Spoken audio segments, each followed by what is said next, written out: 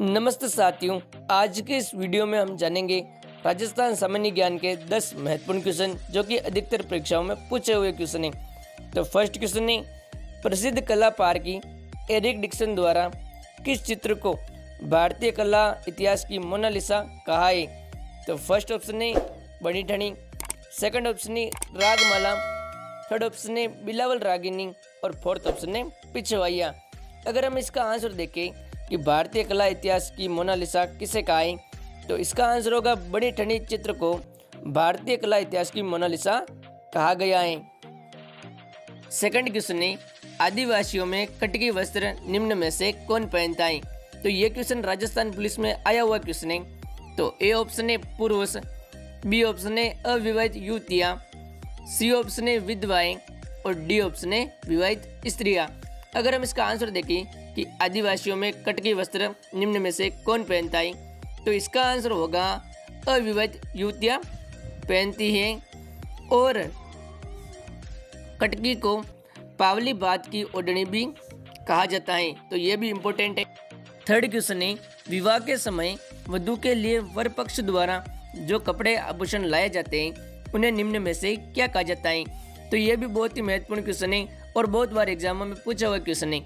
तो A option है base, B option है मुकलावा, सी ऑप्शन है बरी और डी ऑप्शन है मायरा। अगर हम इसका आंसर देखें तो इसका आंसर होगा बरी कहा जाता है। विवाह के समय वधू के लिए वर पक्ष द्वारा लाए गए कपड़े बरी कहलाते हैं। फोर्थ क्वेश्चन है, महिलाएं नथ धारण निम्न में से कहाँ करती है?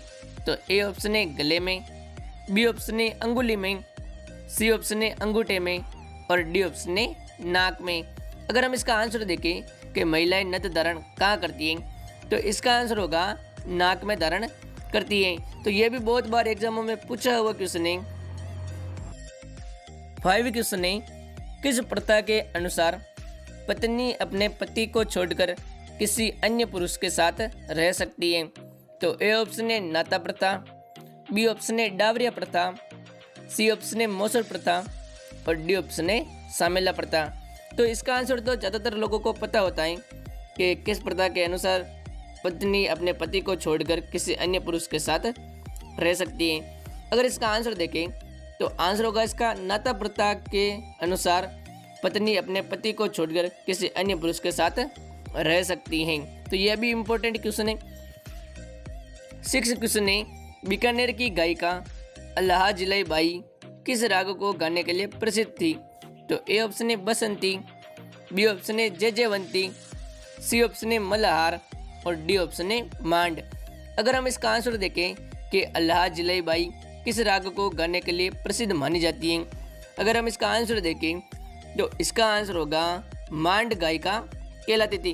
तो मांड राग का गाना गाती थी। 7th क्वेश्चन है, राजस्थान में स्वतंत्रता आंदोलन के दौरान गिरफ्तार होने वाली राजस्थान की पहली महिला कौन थी? तो ये RS प्री एग्जाम में पूछा हुआ क्वेश्चन है। तो ए ऑप्शन है नगेंद्र बाला, बी ऑप्शन है अंजना देवी चौधरी, सी ऑप्शन है रतन शास्त्री और डी ऑप्शन है रमा देवी पांडे। अगर हम इसका आंसर देखें कि गिरफ्तार होने वाली राजस्थान की पहली महिला कौन थी, तो अगर इसका आंसर देखें तो आंसर होगा अंजना देवी चौधरी, जो कि स्वतंत्रता आंदोलन के दौरान गिरफ्तार होने वाली राजस्थान की पहली महिला थी। 8 क्वेश्चन है, मारवाड़ परगनारी विगत के लेखक निम्न में से कौन है? तो ए ऑप्शन है दयाल दास, बी ऑप्शन है चारण शिवदास, सी ऑप्शन है मोहनोत नैन सिंह और डी ऑप्शन है पद्मनाभ। तो ये क्वेश्चन भी बहुत बार एग्जामों में पूछा हुआ क्वेश्चन है और PTET में भी आया हुआ क्वेश्चन है और BSTC में भी पूछा हुआ क्वेश्चन है। अगर इसका आंसर देखें तो आंसर होगा इसका मोहनोत नैन सिंह, जो कि मारवाड़ परगनारी विगत के लेखक थे। 9th क्वेश्चन है, राजस्थान में उंद्रिया पंथ निम्न में से किस जाति में प्रचलित है? तो ए ऑप्शन है भीलों में, बी ऑप्शन है मीणाओं में, सी ऑप्शन है सहरिया में और डी ऑप्शन है गरासिया में।